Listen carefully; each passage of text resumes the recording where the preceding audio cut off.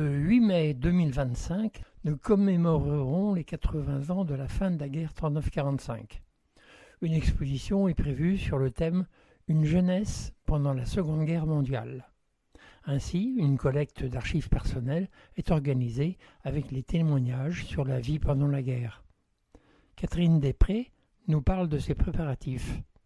Puisqu'on devait avoir aujourd'hui un témoignage en direct d'une personne qui a vécu cette période et bon, pour des raisons de santé, elle a été hospitalisée, elle n'a pas pu être parmi nous aujourd'hui, donc on sent bien la fragilité de ces témoignages et plus on attendra, plus il y aura un risque d'impossibilité de recueillir ces témoignages. Parce que c'est des personnes très âgées. Hein. Ah oui, c'est des personnes très âgées, entre 85 et 95 ans, quoi. Donc il est temps d'intervenir et là on a été vraiment surpris par la réponse des témoins.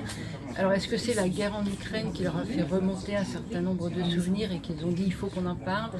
C'est possible, en tout cas ça doit certainement être un des éléments, mais on a eu 119 personnes qui se sont manifestées avec leur désir de vouloir témoigner, d'accepter qu'on enregistre leur témoignage.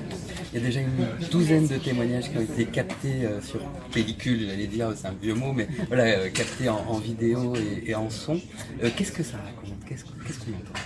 Alors chacun raconte son histoire et ce qui est bien, c'est que ce sont avec des mots à eux et ils racontent leur quotidien.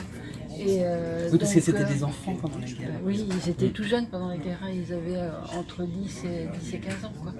Donc c'est des choses qui les ont marqués, pour la vie.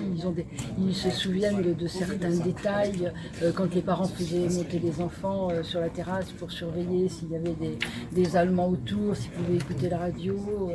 Il y en a après, c'est très différent, les témoignages sont différents selon que ce soit, est-ce que c'était dans le milieu rural ou dans le milieu urbain. En milieu rural, dont certains n'avaient pas vu d'Allemands, mais ils les côtoyaient tous les jours, donc leurs témoignages sont forcément différents. Les uns entendaient ce qui se passait mais ne le vivaient pas vraiment, et d'autres au contraire étaient vraiment dans l'action.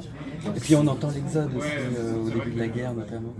Ça fait écho, l'Ukraine a vraiment fait écho à ce niveau-là, à ce qu'ils avaient vécu, hein, l'exode, ils se sont tout à fait retrouvés. Et dans leurs témoignages, ils disent il faut pas, quoi. Il faut que les jeunes nous écoutent et il faut pas recommencer. Et on sait bien que c'est pas juste en disant faut pas recommencer qu'on recommence pas. C'est terrible de voir qu'on retombe toujours dans les mêmes travers et que c'est très dur pour ceux qui l'ont déjà vécu et qui auraient aimé ne jamais le revivre.